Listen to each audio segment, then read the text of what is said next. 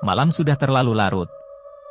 Yuni harap-harap cemas menyeberangi jalan raya setelah menuruni angkutan umum terakhir yang berhasil ia kejar untuk kembali dari tempat kerjanya.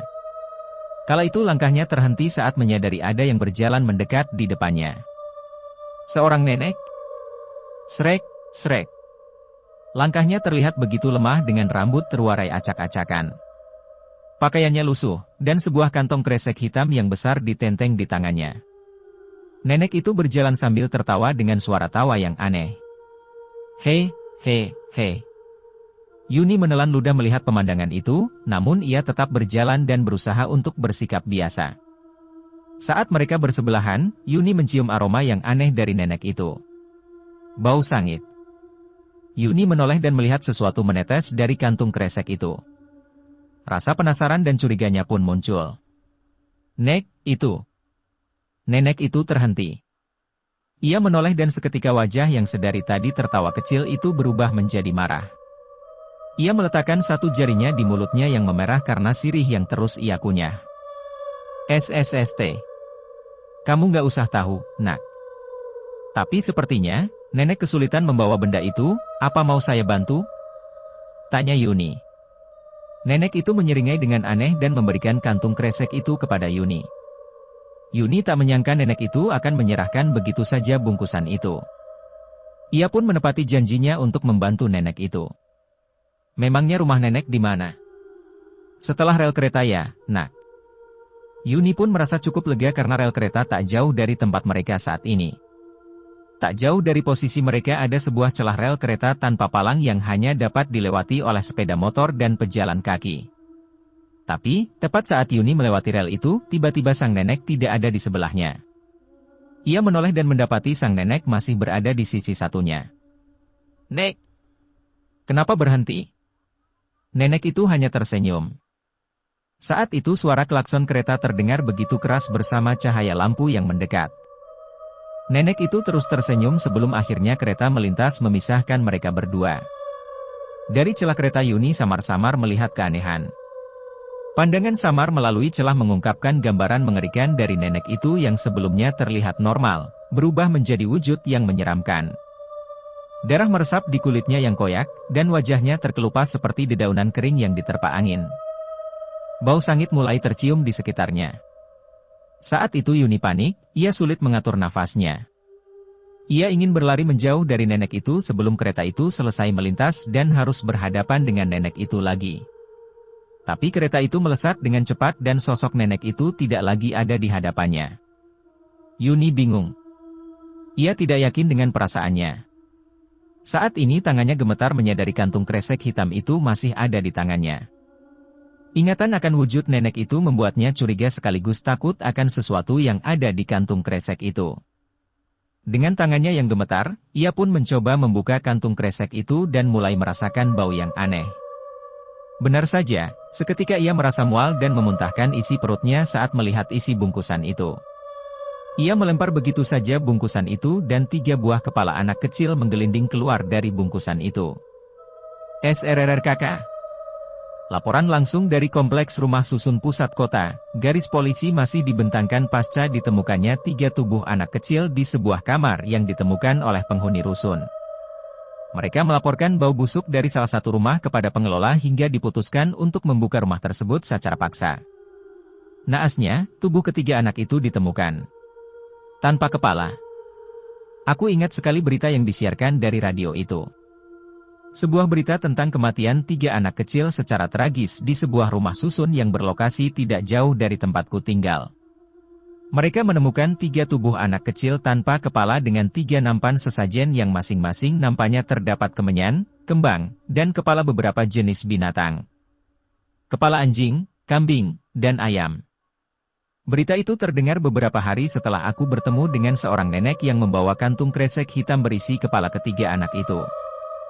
Entah apakah polisi menemukan kepala ketiga anak-anak itu atau tidak, aku enggan untuk mencari tahu dan berurusan dengan hal seperti itu lagi. Yuni, mau berangkat kerja jam berapa? Teriak ibu mengingatkanku. Iya bu. Aku menoleh ke arah jam di dinding dan mendapati jarum jam sudah menunjukkan pukul 7 pagi. Aku pun meninggalkan meja riasku dan meninggalkan kamar. Yuni berangkat dulu ya, Bu. Hati-hati. Bekalmu jangan lupa dibawa. Iya, Bu. Aku mencium tangan ibu dan mengambil bekal makan siang yang sudah disiapkan ibu untuk kubawa ke kantor.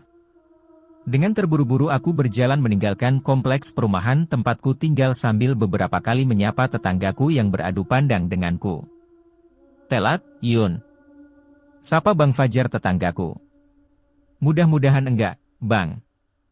Balasku singkat. Jangan buru-buru, yang penting selamat dulu, balasnya lagi. Jika aku sempat mengejar bis patas yang lewat di jam-jam ini, aku akan sampai dengan tenang di kantor. Tapi jika tidak, aku harus menunggu 15 menit lagi dan artinya ini sudah keterlambatanku yang ketiga kali di bulan ini. Dan benar saja, dari jauh aku melihat bis patas yang ingin kunaiki udah melintasi tikungan. Aku pun mempercepat langkahku untuk mengejarnya di halte. Tapi saat itu tanpa sengaja aku melihat sesuatu yang menarik perhatianku. Seorang perempuan. Ia berdiri di teras sebuah rumah yang selama ini aku tahu sudah lama tidak berpenghuni. Rumah yang cukup besar dengan sebagian bangunannya masih menggunakan kayu yang kokoh. Aku berpikir, apakah rumah itu akan mulai ditempati? Ada beberapa anak kecil bermain di depan rumahnya. Ia memandangi anak-anak yang sedang bermain itu sambil tersenyum. Entah mengapa aku merasa ada yang aneh dengan senyuman itu, dan wajahnya. Tidak asing, wajah perempuan itu terasa tidak asing. Seketika aku teringat akan nenek yang membawa kantung kresek berwarna hitam itu. Namun belum sempat aku berpikir panjang, bis patas yang ingin kunaiki sudah berhenti di halte. Aku pun berlari dan beruntung bisa menaiki bis patas itu sebelum terlambat. Namun dari balik jendela bis aku masih memandangi ke arah rumah yang sebelumnya tak berpenghuni itu. Aku belum pernah melihat wajah perempuan itu. Warga baru? Bisa saja. Tapi sekilas senyumnya mengingatkanku pada sosok nenek di malam itu. Sudah berapa hari sejak aku melihat sosok perempuan di rumah tak berpenghuni itu. Walau terus mengganggu ingatanku, aku memutuskan untuk tidak terlalu memikirkannya. Walaupun terkadang aku berpikir, apakah menyapa nenek itu adalah sebuah kesalahan? Apakah karena perbuatan itu aku harus merasa paranoid seumur hidup? Hampir setiap pulang lembur aku mengingat kejadian itu. Sekarang temanku hanyalah sebuah disman, pemutar CD portable, yang sengaja ku beli untuk menemani perjalananku, terutama saat pulang di malam hari. Selama ini aku mencoba terus berpikiran positif dan melupakan kejadian itu. Tapi suatu ketika saat aku pulang lembur, aku melihat kejanggalan di rumah tak berpenghuni itu. Seorang anak kecil. Pintu rumah itu terbuka, ada seorang anak kecil. Wajahnya begitu pucat dengan baju yang robek. Dennis. Aku ingat anak itu bernama Dennis, anak dari tetanggaku yang tinggal beberapa gang dari rumahku.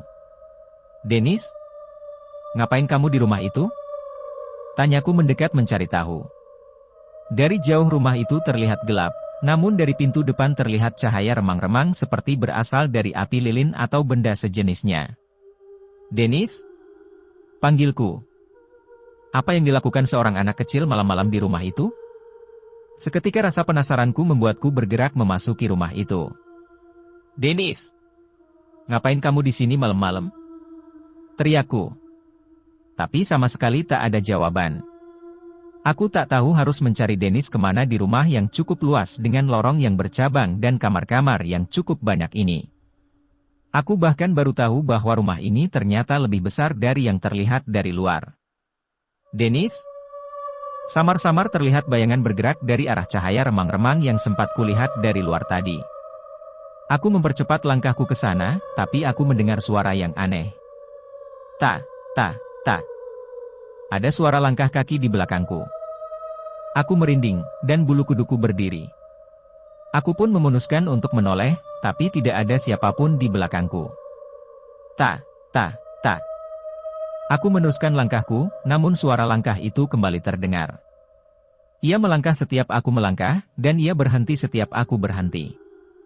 Aku menelan ludah dan mulai menyadari bahwa suara itu bukan berasal seseorang yang berjalan di belakangku. Suara itu berasal dari atas. Sekali lagi aku menoleh, dan kali ini aku melihatnya. Aku melihatnya. Itu adalah seorang anak kecil berwajah pucat dengan pakaian lusuhnya. Ia mengikutiku dengan berjalan di langit-langit lorong rumah itu. Setan!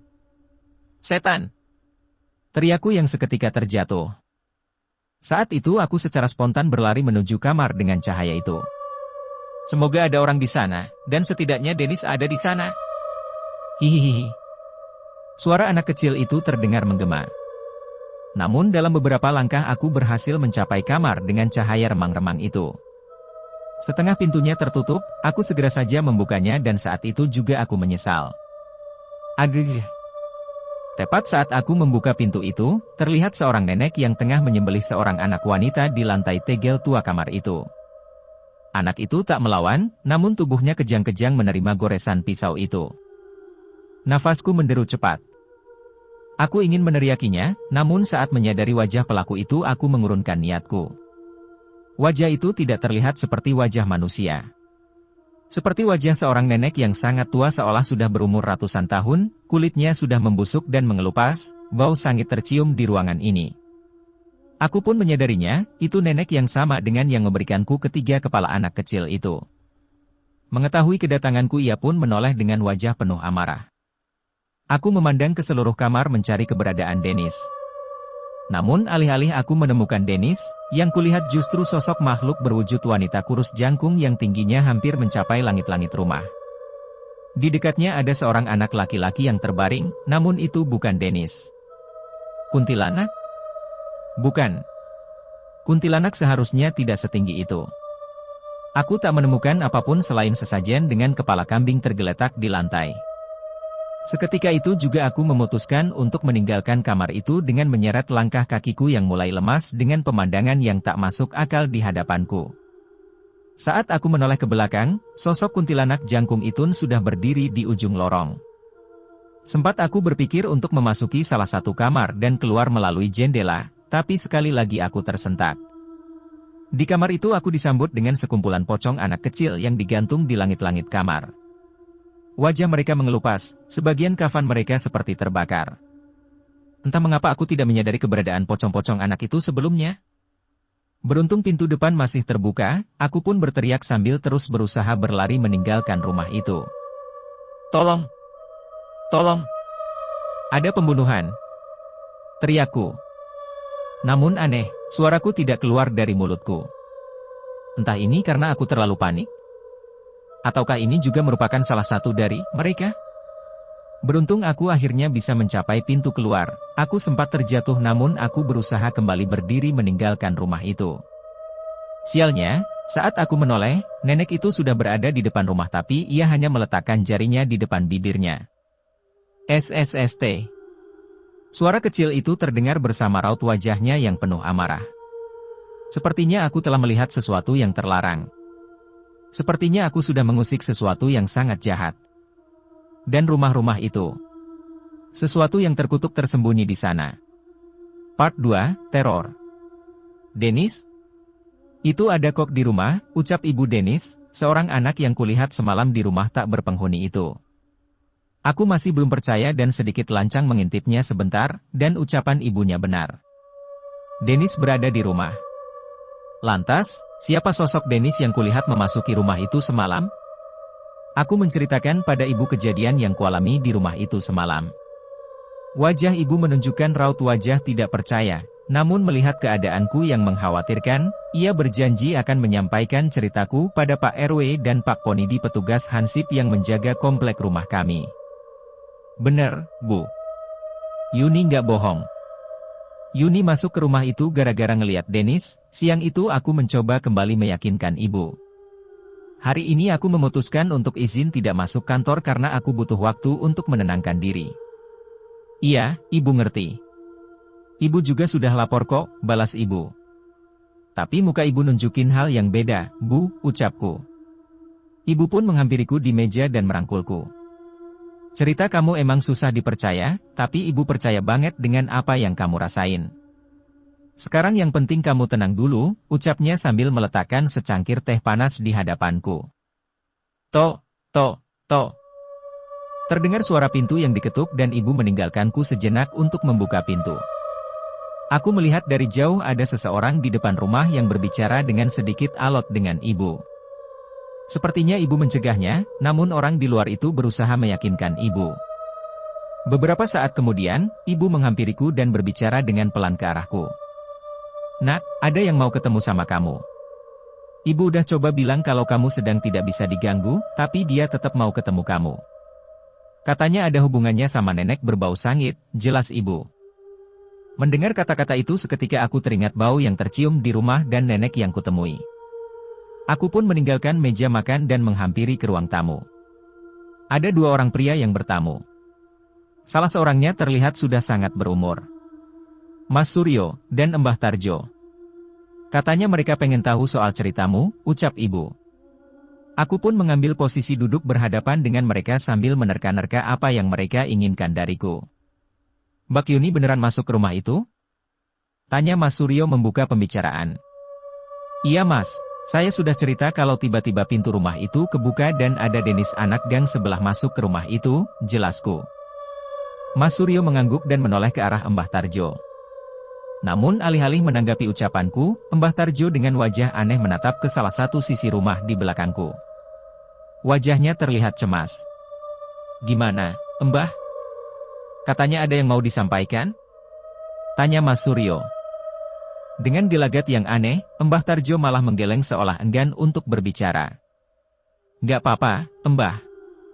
Ngomong aja," bisik Mas Suryo. "Nggak, Sur. Anak itu tidak berbohong," balas Mbah Tarjo. Mencurigakan, namun wajah Mbah Tarjo lebih terlihat seperti tatapan seorang yang cemas ke arahku. "Sudah, kita pulang dulu.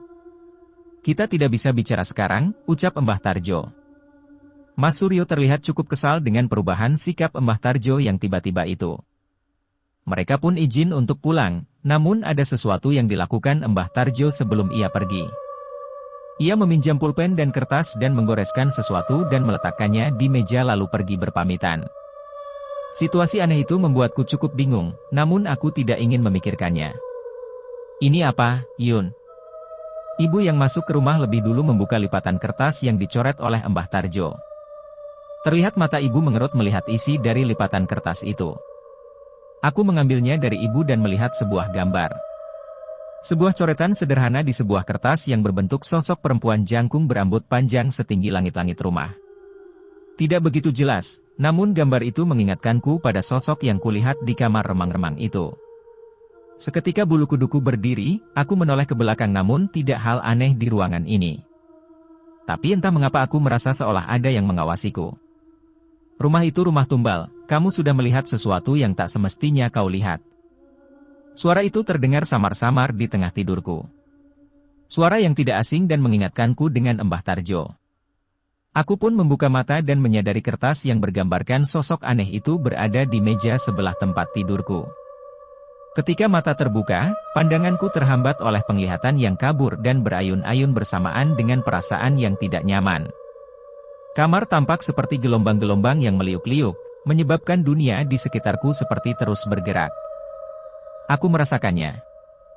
Aku merasakan keberadaan sesuatu yang tidak wajar di sudut kamar, di tengah-tengah kegelapan. Ya, dia ada di sana.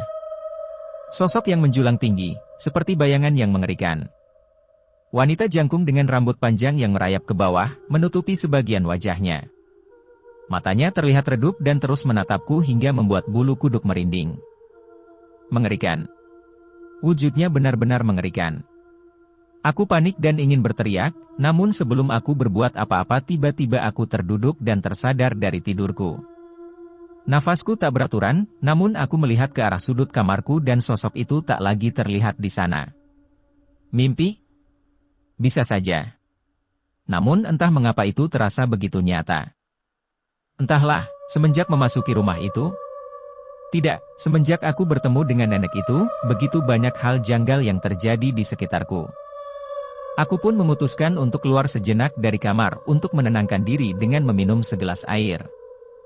Jam menunjukkan pukul 3 dini hari, aku memiliki sedikit lagi waktu untuk meneruskan tidurku.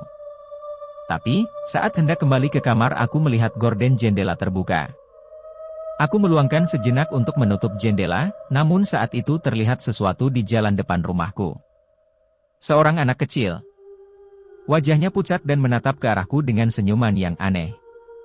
Tangannya menggenggam sebuah tali yang berujung pada seekor kucing yang sudah mati. Ya, bangkai kucing. Ia menyeret bangkai itu. Seketika aku merinding, namun aku menyadari anak itu adalah Dennis. Tapi senyumnya terlihat aneh, ia menyeringai ke arahku. Mengingat apa yang terjadi di rumah kosong itu, aku pun memutuskan untuk menutup gorden dan berpaling mengacuhkannya. Namun, bayangan wajah Dennis yang pucat dan senyum anehnya terus menghantuiku.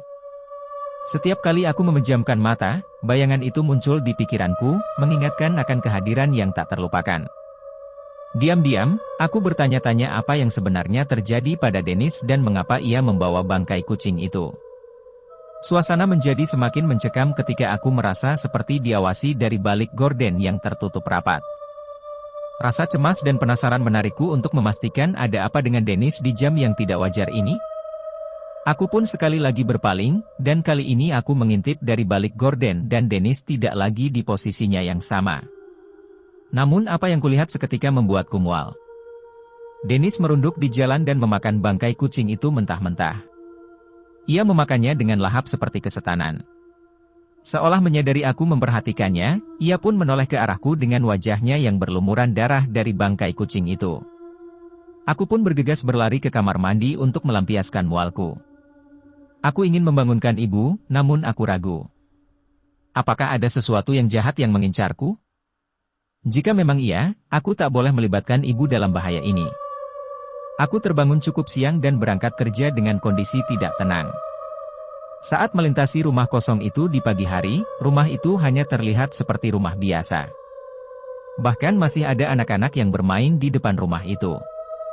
Namun tetap saja ingatanku akan rumah itu tak bisa kulupakan, apalagi setelah mendapat kabar bahwa sudah ada warga yang mengecek rumah itu dan tidak menemukan apapun. Teman-teman kantor menyadari keadaanku yang kurang sehat. Beruntung mereka mau memakluminya dan sedikit meringankan pekerjaanku. Aku memutuskan untuk pulang tepat waktu, dan kali ini aku ingin mencari tahu tentang apa yang diketahui oleh Mbah Tarjo. Namun tetap saja, aku turun dari bus patah saat langit mulai memerah. Adzan baru saja selesai berkumandang. Saat memasuki komplek aku merasakan ada yang janggal. Sepi. Komplek terlihat benar-benar sepi tanpa ada satupun orang di luar rumah. Aku masih berusaha berpikir positif sambil mempercepat langkahku. Aku tak menoleh sama sekali saat melintasi rumah kosong itu untuk mencegah melihat hal-hal aneh lagi. Namun rasa cemasku mulai reda saat melihat Bang Fajar dan dua orang pemuda lain di pos ronda gang rumah. Bang Didit dan Bang Usman. Yun. Baru pulang? Sapa Bang Fajar. Iya, Bang. Tumben di kompleks sepi banget? Tanyaku. Mendengar pertanyaanku, Bang Fajar menatap ke kedua temannya dan meninggalkan pos menemuiku. Kamu belum dengar ceritanya, Yun? Tanya Bang Fajar dengan hati-hati. Cerita apa, Bang? Pocong. Pocong, Yun, bisik Bang Fajar. Bang Fajar menceritakan bahwa ternyata sudah beberapa hari ini terjadi hal yang tidak masuk akal. Aku pun meluangkan waktu sejenak untuk mampir sebentar ke pos ronda. Malam kemarin Bu Fajri pulang dari mengantarkan jahitan ke rumah Bu Indar. Pas pulang dia ngerasa ngedengar suara dari belakang kayak ada yang ngikutin pas nengok. Di belakangnya udah ada pocong yang merhatiin dari ujung gang. Cerita Bang Fajar. Belum lama setelah Bang Fajar cerita, Bang Usman yang juga berada di sana menyambung cerita itu. Kemarin gua papasan tuh sama tukang ojek, mukanya pucet banget. Dia berhenti pas warung enyak gua mau tutup. Katanya habis nganter ke kompleks ini, komplek udah sepi. Baru jalan ngelewatin berapa gang, tiba-tiba dia ngeliat sesuatu dari spion. Mukanya pucet. Dia ngeliat ada pocong di loteng salah satu rumah warga. Pocongnya gerak-gerak gitu kayak ngeledekin dia. Cerita Bang Usman. Dan yang bikin geger, banyak warga yang tiba-tiba cerita. Katanya jam 3 pagi ada yang ngetuk jendela rumah mereka. Awalnya pada nyuekin, tapi karena ngeganggu beberapa warga ngecek dan hampir semua ngeliat pocong anak kecil berdiri terbalik di langit-langit teras rumah mereka, tambah Bang Didit. Jam 3 pagi.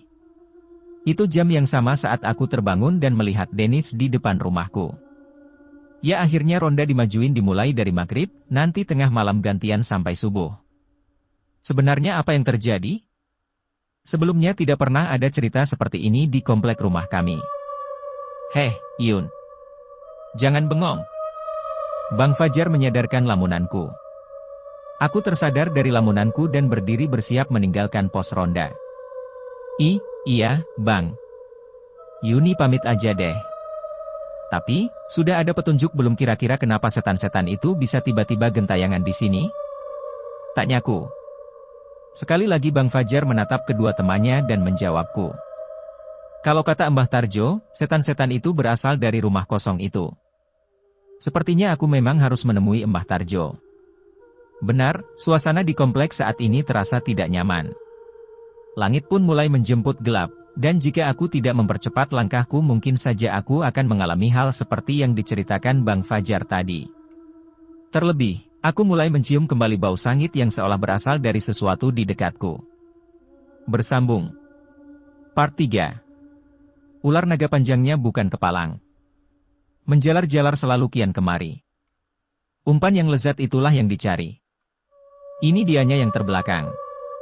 Suara anak kecil terdengar bermain dengan ramai di penghujung maghrib. Tidak ada yang menggubris keseruan anak-anak itu saat bermain. Warga di sana berlalu lalang sibuk dengan kegiatannya sendiri tanpa memperhatikan anak-anak itu. Sampai mereka sadar saat melihat seorang pemuda berdiri dengan muka panik. Mas? Kenapa, Mas? Sakit? Salah seorang ibu mencoba menegur pemuda itu. Namun pemuda itu hanya menggeleng. Ia malah menunjuk ke arah anak-anak yang sedang bermain itu dengan wajah yang pucat. Ibu itu menoleh mengikuti arah kemana pemuda itu menunjuk. Astagfirullahaladzim. Ucapnya sambil tanpa sadar menjatuhkan barang bawaannya. Melihat reaksi ibu itu, warga di sekitar pun menatap ke arah yang sama. Mereka melihat ke arah anak-anak yang bermain itu. Saat itu seketika orang tua dari anak-anak yang ada di sana menarik anaknya kembali dengan wajah panik. Beberapa warga desa juga membantu menarik anak-anak yang tidak dijaga oleh orang tuanya. Dan di sana tersisa 3 anak. Semua yang berada di dekat itu terdiam dan tak percaya dengan apa yang mereka lihat. 3 anak itu berdiri di sana, tanpa kepala. Seolah terhipnotis oleh sesuatu, anak-anak yang sebelumnya bermain dengan tenang tiba-tiba pucat dan menangis ketakutan. Salah seorang anak perempuan bernama Tari terus menangis di pelukan ibunya. Namun saat itu ia mendengar suara dari belakang sang ibu. Tumbal yang lezat, itulah yang dicari. Tari semakin takut, suara itu terdengar semakin mendekat. Ia pun menatap ke belakang dari pelukan ibunya. Ini dianya yang terbelakang. Suara itu terdengar dari sebuah kepala yang menggelinding di belakang kaki ibunya. Seketika Tari pun menangis meraung-raung seperti kesetanan. Dan bersama dengan adzan yang berkumandang sosok itu pun menghilang. Semua warga yang ada di sana memutuskan untuk buru-buru kembali ke rumah masing-masing dan suasana di komplek itu menjadi benar-benar sepi. Mas Suryo menceritakan berbagai hal janggal yang akhir-akhir ini terjadi di komplek tempat tinggal kami. Ia mengatakan bahwa hampir semua warga sudah tahu dan mungkin aku belum dengar karena terlalu sibuk di kantor. Kamu sudah tahu kan kenapa Mbah Tarjo nggak mau langsung cerita ke kamu pas di rumah? Tanya Mas Suryo. Kuntilanak jangkung itu ya? Jawabku ragu. Mas Suryo mengangguk, ia menyajikanku segelas teh setelah memanggilkan Mbah Tarjo. Terus, sekarang? Rumah ini punya hukum gaibnya sendiri, tanpa izin dari Mbah Tarjo tidak ada sosok gaib yang bisa memasuki pekarangan rumah ini, jelas Mas Suryo. Memangnya Mbah Tarjo apa sih Mas? Dukun? Tanyaku. Kalau soal itu, mending kamu kenalan sendiri aja. Ucap Mas Suryo sambil melemparkan pandangannya pada Mbah Tarjo yang datang menghampiri kami. Aku mengangguk dan berusaha untuk sopan sekaligus berharap semoga pertanyaanku tadi tidak menyinggung Mbah Tarjo. Mbah bukan dukun, Yuni. Mbah cuma orang yang pernah berurusan sama rumah dan nenek itu. Rumah kosong itu, Mbah? Mbah Tarjo mengangguk. Ini sebenarnya ada apa sih, Mbah? Selama ini nggak ada yang aneh dengan rumah itu kan? Mbah Tarjo menghela nafas, ia terlihat bingung ingin memulai cerita dari mana. Rumah itu memang tidak berpenghuni, namun bukan berarti rumah itu tidak punya pemilik, Yuni. Nenek terkutuk itu pemilik sebenarnya dari rumah itu, dan dia selalu kembali ke rumah itu setiap beberapa puluh tahun, ucap Mbah Tarjo. Aku mengernyitkan dahi mendengar cerita itu. Apa artinya nenek itu adalah manusia? Lantas apa alasannya kembali ke rumah itu lagi? Memangnya nenek itu siapa, Mbah? Dia manusia? Atau apa?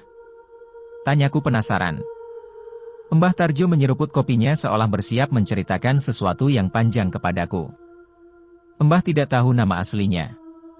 Ada yang mengatakan namanya Nek Eva, Ni Esih, Nyi Tasmi. Tapi Mbah lebih sering menyebutnya sebagai Nenek Sangit, karena selalu tercium bau sangit dari tubuhnya, ucap Mbah Tarjo. Mbah Tarjo pun menceritakan lebih banyak tentang sosok yang ia sebut dengan nama Nenek Sangit itu. Beberapa puluh tahun yang lalu, komplek perumahan ini belum sepadat sekarang. Mbah Tarjo adalah salah satu warga yang merintis kehidupan di tempat kami tinggal saat ini. Saat itu, rumah kosong itu sudah berdiri dan dihuni oleh seorang perempuan yang misterius. Perempuan cantik dengan pesona anggun dan misterius. Tak ada yang mengenal secara pribadi dengan perempuan itu. Ia jarang keluar rumah dan menghindari warga desa. Suatu ketika, Mbah Tarjo bersama temannya pulang larut malam setelah menghabiskan waktu di tempat kerjanya saat masih muda dulu. Ia melihat salah satu lampu rumah itu menyala dan pintu rumah itu terbuka. "Jo, bau makanan Jo," ucap Rusdi, teman Tarjo. "Dari rumah besar itu, tuh. Tumben-tumbenan rumahnya kebuka malam-malam," balas Mbah Tarjo. Saat itu tiba-tiba mereka berdua melihat seorang anak kecil menatap mereka dari pintu rumah. Mereka mengenal bahwa anak itu adalah salah satu tetangga mereka. Anak itu menatap dari arah pintu dengan baju yang berdarah-darah. Melihat hal itu, Tarjo dan Rusdi pun mendatangi anak itu dan anak itu berpaling berlari ke dalam rumah. Tarjo dan Rusdi pun akhirnya masuk ke dalam rumah yang mereka anggap misterius itu. Ia melihat rumah itu memiliki cukup banyak kamar dan lorong-lorong yang bercabang. Sayangnya hanya cahaya lampu remang-remang yang menerangi mereka. Pencarian mereka menghantarkan mereka ke sebuah ruangan dengan meja makan yang dipenuhi dengan makanan lezat. Mereka menyadari bahwa bau makanan tadi berasal dari tempat itu. "Hei, jangan asal comot. Punya orang," larang Tarjo.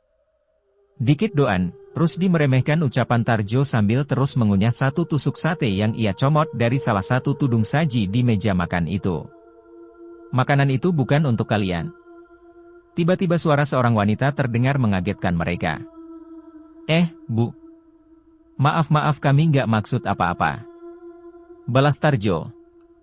Iya, kami tadi ngelihat anak gang sebelah masuk ke sini makanya kami cari ke dalam," tambah Rusdi. Perempuan itu menatap mereka berdua dengan raut wajah marah. Tanpa berbicara sepatah kata ia meninggalkan mereka berdua begitu saja. Namun setelahnya, ada hal aneh yang mereka rasakan. Mereka mencium bau sangit dari hidangan yang ada di meja itu. Merasa penasaran, dan membuka semua makanan lain yang tertutup tudung saji itu. Di belatung, Rusdi kaget melihat apa yang ada di hadapannya. Bukan. Bukan itu, Rus. Itu kepala." Tarjo menunjukkan sebuah kepala anak kecil yang sedikit hangus dihidangkan di meja itu. Saat itu Rusdi pun sadar sate apa yang ia makan sebelumnya. Ia seketika mual dan memuntahkan isi perutnya, sementara Tarjo menyadari bahwa kepala anak kecil itu adalah anak yang ia lihat dari luar tadi. "Ini nggak beres, Rus. Cepat keluar," perintah Tarjo. Rusdi pun menurut, namun saat hendak meninggalkan ruangan itu, mereka menyadari ada sesuatu yang mengawasi mereka dari belakang. Mereka menengok sekilas dan mendapati ruangan makan itu tidak seperti sebelumnya. Ruangan itu hampir dipenuhi sosok anak kecil tanpa kepala dan sebagian dari mereka terbalut kain kafan. "Lari! Lari Jo!" teriak Rusdi. Sosok perempuan tadi muncul di sekitar anak-anak itu. "Sudah kukatakan, makanan itu bukan untuk kalian." Tarjo melihat ke arah cermin yang memantulkan sosok perempuan itu. Aneh, benar-benar aneh. Apa yang dipantulkan bukanlah wajah cantik dan anggun perempuan itu, melainkan sosok nenek dengan wajah yang begitu tua dan menyeramkan. Rusdi menarik Tarjo meninggalkan ruangan itu, namun perempuan itu hanya duduk di meja tanpa mempedulikan mereka. Entah apa yang terjadi, setelah meninggalkan ruangan itu mereka tidak mampu menemukan arah menuju pintu keluar. Padahal serumit-rumitnya bangunan itu, tidak mungkin bisa membuat mereka tersesat. Di tengah kebingungan itu, dari jauh mereka tercekat saat mendapati mereka tidak sendirian. Ada sosok yang menunggu mereka di ujung lorong. Sosok perempuan jangkung bertubuh kurus dan berambut panjang. Tingginya yang mencapai langit-langit rumah memastikan bahwa sosok itu bukanlah manusia. Mereka menoleh ke arah jendela mencoba kemungkinan untuk melarikan diri melalui jendela. Namun harapan mereka pupus saat melihat di luar sana anak-anak tanpa kepala mengepung rumah itu. Di tengah rasa kebingungan dan rasa takut, mereka memutuskan untuk bersembunyi di salah satu kamar. Ini rumah apa sih, Jo? Kenapa bisa ada beginian? Rusdi mulai merasa depresi. Mana aku tahu, Rus? Mana aku tahu? Saat itu hujan turun dengan deras. Sesekali mereka mendengar suara gedoran dari pintu, suara langkah kaki, hingga suara tawa cekikikan. Mereka berulang kali membaca doa agar selamat dari makhluk-makhluk itu, namun malam terasa begitu panjang. Tarjo yang berusaha mencari cara untuk selamat menemukan sebuah foto yang membuatnya bingung. Itu adalah foto usang seorang perempuan yang mengenakan baju kebaya zaman dulu. Wajahnya sama persis dengan perempuan penghuni rumah itu. Mereka pun sadar bahwa mereka sudah berhadapan dengan sesuatu yang berada di luar kendali mereka. Lelah dengan apa yang mereka hadapi, tanpa sadar mereka pun tertidur di kamar tempat mereka bersembunyi. Mimpi-mimpi aneh menemani tidur Tarjo, sesekali mereka mencium bau sangit yang benar-benar menyengat. Entah berapa lama, Tarjo tertidur namun ia terbangun dengan keberadaan satu sosok di hadapannya. Pocong. Ada sesosok pocong berdiri di hadapannya dengan sebagian wajah yang menghitam. Kali ini Tarjo tidak takut. Ia justru meneteskan air mata saat menyadari wajah pocong itu. Rusdi, kenapa bisa begini, Rus? Tangis Tarjo. Ia berharap apa yang terjadi di depan matanya hanyalah mimpi semata. Namun ia sadar, sejak ia memakan hidangan di meja itu Rusdi dipaksa untuk menjadi bagian dari mereka, sang penghuni rumah itu. Pocong Rusdi pun menghilang saat sinar matahari masuk melalui celah jendela. Tarjo tak lagi merasakan ketakutan, ia pun meninggalkan kamar itu dan meninggalkan rumah yang memberi penyesalan seumur hidup untuk Mbah Tarjo. Saat itu Mbah Tarjo menemui warga dan menceritakan tentang rumah itu, namun warga yang memeriksa rumah itu tidak menemukan apa yang diceritakan olehnya. Yang lebih aneh, warga mengatakan bahwa Mbah Tarjo sudah menghilang selama lebih dari 7 hari. Cerita Mbah Tarjo saat itu menjelaskan bagaimana ia bisa mengatakan bahwa setan-setan yang muncul di desa berasal dari rumah itu. Yang membuatku cukup kaget adalah ketika mengetahui bahwa salah satu dari setan-setan itu adalah Rusdi, temam Mbah Tarjo. Ia juga menceritakan bahwa setelah kejadian itu Mbah Tarjo mulai bisa melihat hal-hal aneh. Dari situlah ia mulai mencari cara untuk mencegah hal yang terjadi padanya agar tidak terjadi pada warga lain. Berarti Mbah Tarjo tahu kenapa setan-setan itu keluar dari bangunan itu? Tanyaku. Jika dugaanku benar, nenek itu sudah akan memulai ritualnya lagi. Ritual? Apa yang kulihat di kamar itu dulu sudah cukup mengerikan. Kalau memang akan ada ritual lagi di rumah itu, akan semengerikan apa? Dan siapa yang akan menjadi korban? Bersambung. Part 4. Part akhir, Nenek Sangit. Niesi namanya. Entah itu nama asli atau memang nama pamor yang ia gunakan di desa dermaga. Ia seorang wanita pesolek yang anggun, tidak ada pria yang bisa mengacuhkannya setiap dirinya melintas. Namun wajah cantik dan kekayaan yang ia miliki membuatnya menjadi tinggi hati dan menjaga jarak dengan warga. Ia benar-benar enggan dan cenderung meremehkan orang-orang di sekitarnya. Hal itu membuatnya dibenci oleh beberapa warga desa. Namun, hal itu tidak menjadi masalah.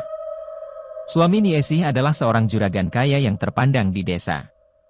Warga pun memaklumi tingkah Niesi karena suaminya memang banyak berjasa untuk perekonomian desa. Hidup sebagai wanita yang terpandang, mendapatkan segala yang diinginkan, hingga dipuja-puja oleh banyak pria merupakan kehidupan yang sempurna untuk Niesi. Namun ia tidak pernah menyangka bahwa apa yang ia miliki itu hanya sementara. Niesi semakin berumur, wajahnya mulai menunjukkan keriput dan tidak menarik lagi di mata sang juragan. Niesi tidak memiliki kelebihan lain selain kecantikannya itu, dan ketika kecantikannya memudar, sang juragan memutuskan untuk menikah lagi dengan seseorang yang lebih muda darinya. Tahta pun berganti, dan Niesi kehilangan apa yang miliki. Hidup Niesi yang dulu penuh dengan kemewahan kini sirna, ia tercampakkan dan suaminya mulai enggan menemuinya. Orang-orang yang dulu mengaguminya mulai menjaga jarak, sifatnya yang sombong membuat ia dikucilkan. Bahkan ketika warga mengetahui bahwa sang juragan tidak lagi peduli dengan Niesi, warga yang dendam tak segan-segan merundung Niesi. Mulai dari mencemooh, hingga melemparinya dengan kotoran. Di tengah penderitaannya itu, Niesi menyimpan dendam yang mendalam. Ia tidak sudi membiarkan sang istri muda bahagia, ia pun berjanji akan membalas dendam pada warga desa dermaga yang mempermalukannya. Dengan bantuan seorang dukun tua yang ia temui di lereng gunung, Niesi pun melakukan sebuah perjanjian. Ia akan mendapatkan kembali kecantikannya dan menjadi kembali muda bila dia mau menjadi abdi dari salah satu sosok ratu gaib yang menjaga tempat itu. Darah dagingnya sendirilah yang menjadi bayaran atas perjanjian Niesi dan sekaligus bukti atas kesetiaan dirinya dengan sosok itu. Niesi melakukan ritual itu di rumahnya saat hanya ada dia dan anaknya yang berumur 10 tahun di rumahnya. Sesajen dengan 3 kepala hewan ia sediakan untuk memanggil utusan-utusan ratu gaib. Di hadapan sosok-sosok tak kasat mata itu, Niesi menyembelih anaknya sendiri dan mempersembahkan kepala dan darah anaknya di atas sesajen itu. Dan sesuai apa yang dijanjikan, secara perlahan Niesi mendapatkan kembali kecantikannya. Sang juragan jelas merasa janggal dengan anaknya yang tiba-tiba menghilang. Namun kecantikan Niesi juga membawa pikat. Sang juragan kembali dimabukkan oleh kecantikan Niesi dan lupa akan segalanya. Sayangnya Niesi tidak kembali cantik untuk mendapatkan kemewahannya lagi, ia hanya ingin membalaskan dendamnya yang sudah mengakar. Niesi mulai kelewatan dengan meniduri kepala desa dermaga hingga merusak rumah tangga sang kepala desa, namun bukan itu tujuan utamanya. Ia membiarkan tindakannya menyebar dan membuat sang juragan murka. Ia tahu bahwa suaminya itu tak mungkin tega dengan dirinya. Sang kepala desa dan keluarga pun menjadi sasaran amukan sang juragan dengan memerintahkan anak buahnya untuk membakar kepala desa dan keluarganya hidup-hidup. Tidak ada yang berani dengan sang juragan yang dipenuhi amarah itu. Bahkan Niesi memanfaatkan suaminya itu untuk membalas perbuatan warga yang mencemoohnya. Ada yang diusir dari desa, difitnah, hingga tak ditemukan keberadaannya. Niesi harus melakukan ritual setiap 10 tahun sekali untuk mempertahankan kecantikannya. Namun setelah sekian lama, Niesi tak lagi bisa mendapatkan apa yang ia inginkan ketika sang juragan bertambah tua. Ia tidak ingin dibebani oleh juragan yang menua itu dan memutuskan untuk membawa semua hartanya. Sang juragan sudah menduga bahwa hal itu akan terjadi. Ia yang tak ingin berpisah dengan Niesi pun menjebak Niesi di sebuah ruangan bersamanya. Ia memutuskan untuk mengakhiri hidupnya dengan membakar rumahnya dengan dirinya dan Niesi yang berada di dalamnya. Rumah itu hangus, sang juragan meninggal. Tapi tidak dengan Niesi. Ia tetap hidup walau dengan tubuh yang hangus dan rasa sakit yang luar biasa. Ia meronta-ronta kesakitan menangis, berteriak, namun tak ada seorang pun yang menolongnya. Saat itu ia sadar bahwa perjanjiannya dengan Ratu Gaib itu membuatnya tidak bisa mati sebelum sang ratu mengizinkan. Ia berjalan tertatih dengan rasa sakit dari luka bakar di seluruh tubuhnya, bau sangit tercium dari kulitnya yang terbakar. Saat itu ia melihat seorang anak kecil yang bermain seorang diri. Ia teringat akan ritualnya dan melaksanakannya sekali lagi. Saat itu Niesi mendapatkan wujud cantiknya kembali, namun itu hanya sementara. Ia akan kembali pada wujud mengerikan itu setiap beberapa tahun hingga ia harus mengulang ritualnya untuk kembali menjadi cantik. Dengan kecantikannya itu Niesi memanfaatkan laki-laki hidung belang dan mendapatkan kekayaan yang melimpah. Ia sudah hidup beratus-ratus tahun dan memiliki beberapa rumah yang sengaja digunakan untuk melaksanakan ritual. Rumah itu ditandai dengan tiang-tiang yang dipasang dengan pasak-pasak dari tulang-tulang korbannya. Pasak itu bertujuan agar roh anak-anak yang ia tumbalkan tetap berada di rumah itu untuk menjaganya. Mbah Tarjo menceritakan kepadaku tentang kisah nenek sangit itu berdasarkan buku yang ia bawa dari kamar rumah kosong itu dan dari beberapa cerita yang ia dapatkan selama mencari tinggal di sini. Jelas aku bergidik ngeri seandainya cerita itu benar-benar nyata. Ni Esih takut akan kematian, karena ia tahu neraka yang abadi sudah dijanjikan untuknya yang telah bersekutu dengan setan. Karenanya ia terus mencari tumbal untuk memperpanjang umurnya dan mendapatkan wujud mudanya lagi. Mas Suryo memperjelas. Aku tidak menyangka bahwa sosok nenek yang berpapasan denganku itu merupakan sosok yang begitu mengerikan. Terus gimana, Mbah? Apa artinya akan ada anak kecil yang ditumbalkan lagi? Tanyaku. Kemunculan setan-setan dari rumah itu memang untuk mencarikan tumbal bagi nenek itu, tapi bahkan setan-setan yang muncul itu belum seberapa. Balas Mbah Tarjo. Maksud Mbah Tarjo? Besok malam akan lebih banyak, dan tak menutup kemungkinan akan banyak anak yang menjadi korban, ucapnya. Aku menelan ludah mendengar perkataan itu, sebagian dari diriku masih tidak percaya. Mbah akan mencoba menghentikannya, tapi Mbah tidak yakin, Yun, ucap Mbah Tarjo. Mbah mungkin butuh kami. Butuh saya? Kenapa Mbah? Tanyaku. Siapapun yang memasuki rumah itu tidak akan menemukan apapun, hanya kita yang pernah masuk ke sisi gaib rumah itu yang bisa menemukan pasak-pasak itu dan menyucikannya. Mbah Tarjo menjelaskan, saat setan-setan itu sedang berada di luar rumah, ia berniat untuk memasuki rumah itu dan mencari pasak-pasak yang terbuat dari tulang belulang tumbal di sana. Ia akan membawa sebuah air yang sudah dibacakan doa untuk disiramkan di pasak itu. Menurutnya air itu bisa menenangkan roh dari pemilik tulang-tulang itu. Sayangnya, pasak itu hanya dapat dilihat dari sisi gaib rumah itu dan hanya Mbah Tarjo dan aku yang pernah memasuki sisi gaib rumah itu yang bisa menemukannya. Mbah Tarjo tidak memaksaku untuk melakukannya, terlebih aku juga tidak sepenuhnya percaya dengan cerita tak masuk akal ini. Aku pun berterima kasih atas informasi yang ia berikan, namun ia mengatakan seandainya aku berubah pikiran, ia akan berada di depan rumah kosong itu setelah azan maghrib berkumandang. Saat itulah setan-setan dari rumah itu akan bergentayangan mencarikan tumbal untuk nenek sangit itu. Aku pun pulang ke rumah dengan perasaan yang berkecamuk. Suasana sepi desa dan perasaan aneh di sekitarku benar-benar membuatku merasa berada di tempat yang begitu asing. Ibu menyambutku dan sedikit menceritakan tentang kejadian aneh di desa seperti yang diceritakan Bang Fajar. Saat itu aku hanya memintanya tidak usah khawatir dan tidak keluar rumah setelah matahari terbenam. Malam itu aku terbangun lagi tepat pada jam 3 pagi, ada suara aneh yang mengganggu dari luar. Sekali lagi aku membukanya dan terlihat kepala anjing berserakan di depan rumahku bersama Denis yang memandang dengan aneh ke arah rumahku. Setelah cerita Mbah Tarjo tadi, apa yang kulihat sudah tidak begitu aneh lagi. Bahkan saat pagi harinya tidak sedikit warga yang membicarakan kejadian aneh di rumah mereka pada pukul 3 pagi. Esoknya aku mengambil libur untuk menenangkan pikiranku. Aku menikmati pemandangan dari teras rumah menyaksikan kesibukan warga komplek rumahku di pagi hari. Tak sedikit dari mereka menyapaku dan melemparkan senyum yang ramah.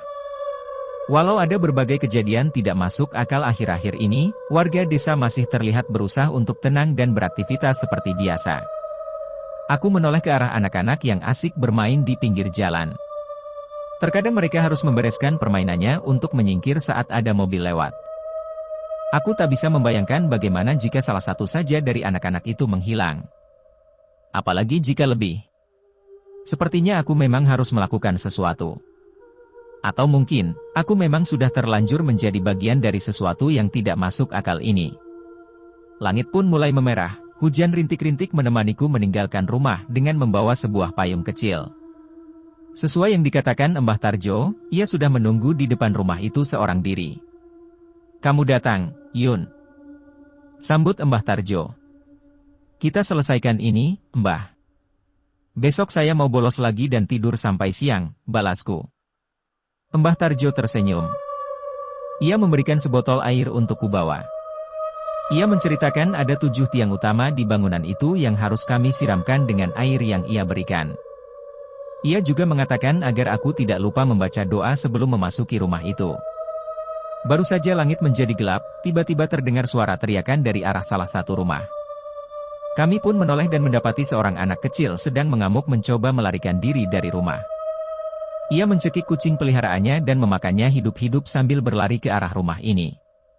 Aku pun melempar payungku dan berlari menahannya bersama kedua orang tuanya yang tengah panik. "Nak, kamu kenapa, Nak?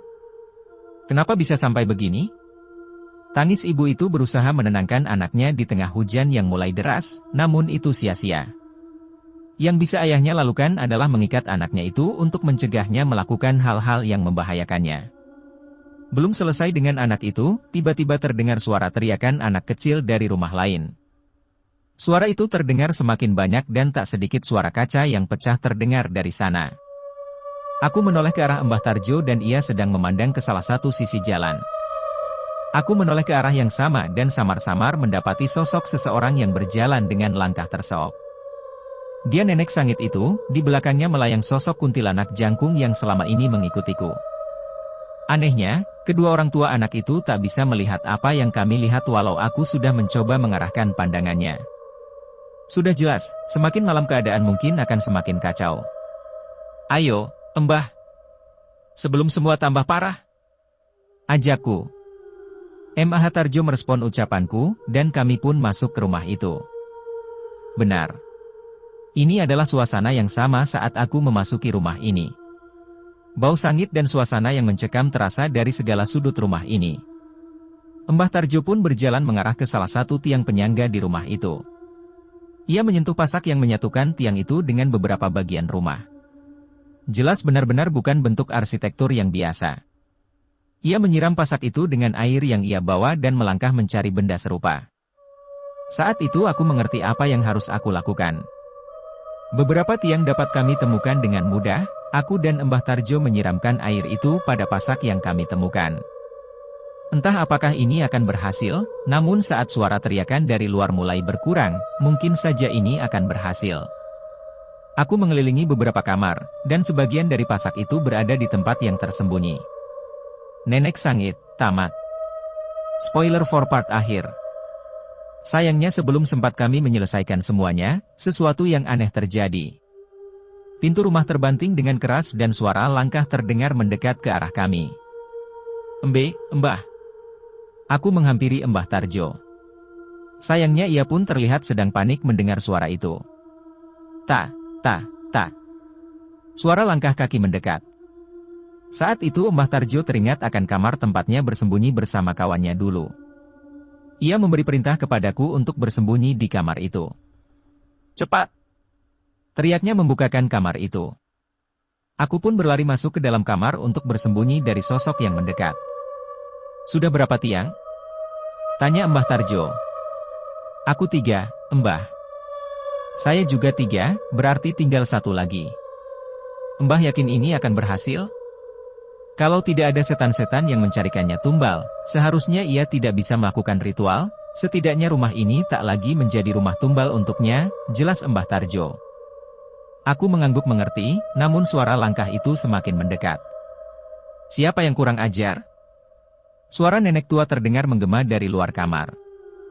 Aku mencoba mengintip dari lubang kunci, dan di sana terlihat nenek yang mengerikan itu berjalan dengan membawa sebuah pisau yang berkarat. Bau sangitnya sudah tercium sampai di tempat ini. Ada sebuah jendela di kamar ini. Saat itu aku berpikir mungkin jendela itu bisa menjadi jalan keluar untuk kami melarikan diri. Tapi sepertinya aku harus mengurungkan niatku ketika suara petir terdengar bersama cahaya kilat yang menyinari jendela. Blar! Bayangan dari jendela itu benar-benar tidak biasa. Ada sesuatu yang bergerak-gerak di luar sana dengan bentuk yang aneh. Aku yang penasaran pun sedikit mengintip, dan di halaman rumah itu terlihat anak-anak tanpa kepala yang mengelilingi rumah ini di tengah hujan. "Mbah." Itu." Ucapku gemetar. Mbah Tarjo menarikku menjauh dari jendela. Sepertinya keberadaan kami memang sudah diketahui dan nenek sangit itu tidak ingin melepaskan kami. Kami menunggu, benar-benar hanya menunggu dalam ketakutan di ruangan itu. Suara langkah kaki, pintu yang digedor, hingga tawa aneh makhluk yang tak terlihat terdengar dari luar kamar. Sekali lagi aku mencoba mengintip melalui lubang kunci, namun kali ini yang terlihat di lorong adalah kuntilanak jangkung itu. Ia menatap ke arah pintu kamar ini dan tersenyum dengan mata yang menatap ke arahku. Ia mengetahui keberadaan kami. Aku mundur dari lubang kunci kamar, tapi tiba-tiba aku menginjang sesuatu yang cair di bawah. Yun, di bawah kamu. Aku menoleh dan darah segar mengalir dari celah pintu masuk ke dalam kamar. Aku pun mundur dan terjatuh, bagaimana darah sebanyak itu bisa masuk ke kamar ini? Hihihihi, suara tawa itu terdengar seolah menertawakan ketakutanku. Di tengah kebingunganku, Mbah Tarjo terlihat telah menenangkan dirinya. Ia menatap ke arahku sambil menghela nafas. Sepertinya tidak ada pilihan lagi, ucap Mbah Tarjo. Maksud Mbah Tarjo? Ia menoleh ke arah jendela dan kembali menatapku. Mbah akan menghadapi makhluk itu dan menyelesaikan tujuan kita. Saat pasak terakhir berhasil disucikan, seharusnya setan-setan anak itu tidak lagi ada di luar. Pergilah duluan melalui jendela, ucap Mbah Tarjo. Terus, Mbah Tarjo? Tanyaku. Mbah akan menyusul. Aku tidak setuju dengan saran itu, namun Mbah Tarjo tetap bersikukuh. Ia tidak mau ada warga lagi yang harus menjadi korban. Mbah hanya titip pesan untuk orang tua Denis. Denis sudah tidak ada, ikhlaskan dia. Yang berada di tubuh Denis saat ini bukan rohnya, Denis saat ini dirasuki oleh salah satu roh dari bangunan ini. Seandainya Mbah berhasil, mungkin sosok di tubuh Denis akan pergi. Dia akan kembali menjadi jasad. Mendengar perkataan itu aku tercekat. Aku tak menyangka dengan semua ini. Kupikir Denis memang benar-benar selamat, namun jika kenyataannya seperti ini. Jaga dirimu, Yuni. Mbah Tarjo meninggalkanku dalam keadaan bingung. Ia membuka pintu sambil membacakan lantunan doa-doa dari mulutnya. Secara refleks aku pun membacakan doa-doa yang sama. Aku ingin menyusul Mbah Tarjo, namun kakiku gemetar dengan sosok-sosok yang ada di luar kamar. Aku mengintip dari lubang kunci dan kali ini sosok setan anak kecil tanpa kepala sedang berjalan mondar-mandir di langit-langit lorong.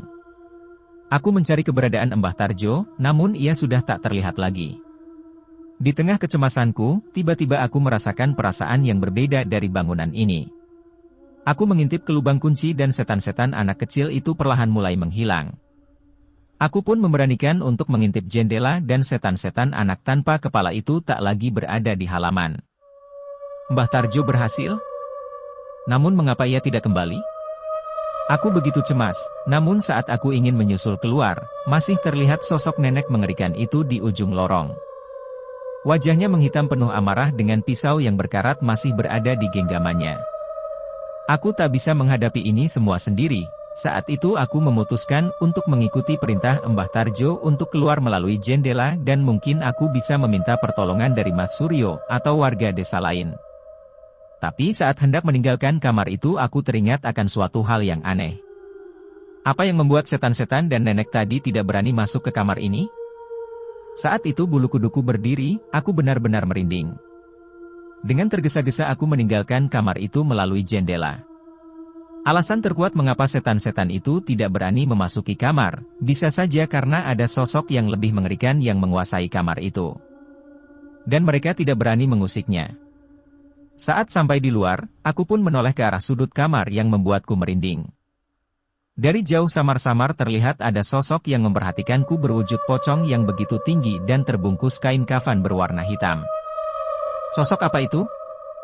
Aku tidak ingin berpikir lebih jauh selain menerobos hujan dan meninggalkan bangunan yang sudah puluhan tahun menjadi rumah tumbal itu. Ketika mencapai jalan aku kembali menoleh dan melihat nyala lampu remang-remang dari beberapa kamar. Dan di salah satu kamar, terlihat sosok nenek itu menatapku dari dalam dengan wajah yang mengerikan.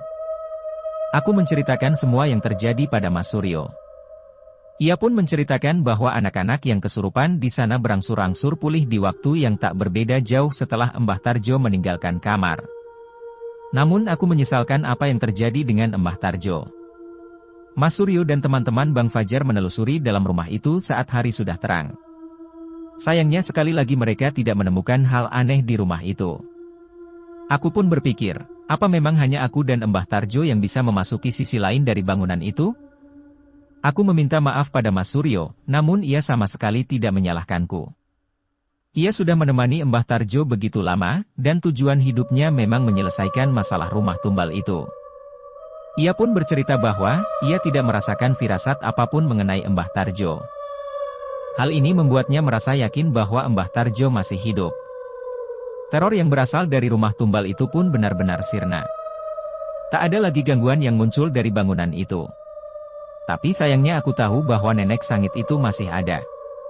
Seandainya ia tidak memiliki rumah atau setan-setan untuk mencarikan dirinya tumbal, kira-kira apa yang akan ia lakukan? Apa mungkin ia akan membesarkan anak-anak tumbalnya sendiri? Tamat.